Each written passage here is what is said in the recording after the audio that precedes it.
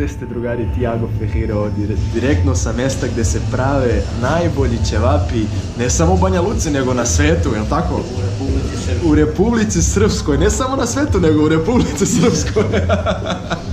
Znači, ovo mjesto se zove, ovo je ćevapnica Kod Muje. Preko puta. Kod Muje, evo gospodin koji mi je pomogao da nađem, jel tako gospodine, kako se zovete? Milenko. Milenko. Milenko mi je pomogao i sada smo tu kod Muje i ovdje piše ko nije probao Mujin ćevap kao da nije bio u Banja Luci. Stvarno, to je jedan tajni recept, jel tako Milenko?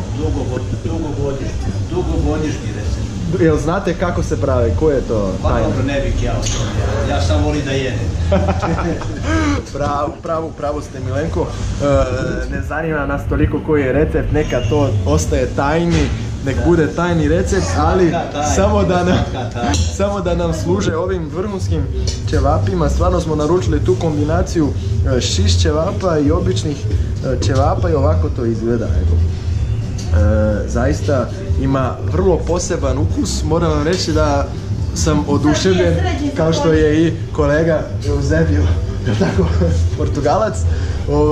Tako da, kad vi dođete, molim vas, ako niste još bili u Banja Luci, dođite i kad dođete, tražite ćevapnicu Kod Muje. Kod Muje, nema greške, najstarija i oni su zapravo i ismislili uopšte koncept Banja Lučkog ćevapa. Tako. Nema greške, dođete peške, recimo. Dođite peške i nema greške. Ništa ljudi, moram sad da ovo pojedem, tako da prijatno vam bilo, da se ne ohvati. Prijatno vam bilo, pa se vidimo na sljedećem videu. Ćao!